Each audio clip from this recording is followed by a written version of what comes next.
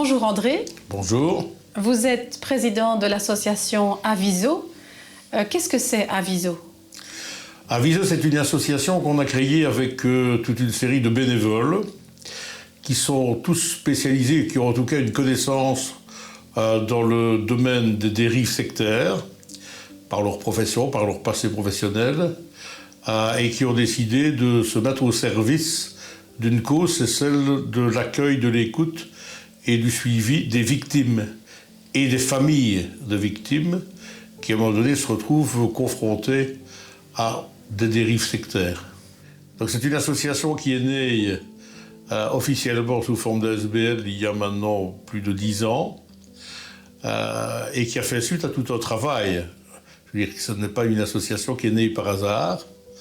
Je l'ai souhaité à l'époque parce que j'avais eu l'occasion de faire un travail à l'époque où j'étais parlementaire et de présider un groupe de travail qui évaluait les recommandations de la commission d'enquête de 1996. Vous n'êtes pas sans savoir que suite au drame de l'ordre du Temple solaire, dont on parle récemment beaucoup, puisqu'il y a 30 ans que ce drame est intervenu avec un suicide collectif, un pseudo-suicide collectif et des enfants mineurs qui étaient au milieu des victimes. Ça a suscité évidemment un émoi important en France d'abord et puis en Belgique.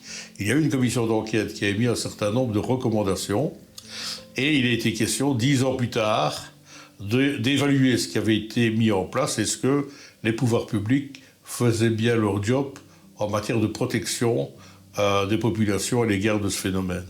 Et donc tout ce travail, tout ce bain m'a fait prendre conscience qu'en fait, en Belgique, en termes d'aide aux victimes et aux victimes collatérales de dérives sectaires, il y avait très très peu de choses.